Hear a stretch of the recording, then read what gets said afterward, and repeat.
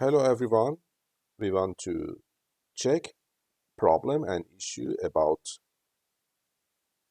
sound in Teams.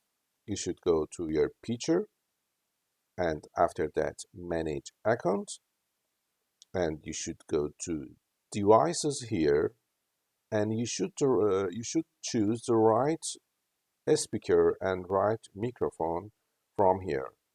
Maybe sometime is on microphone array for example and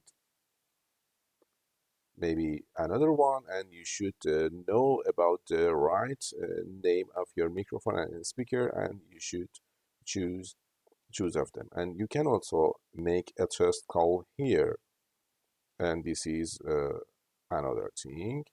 Yes, thank you for watching.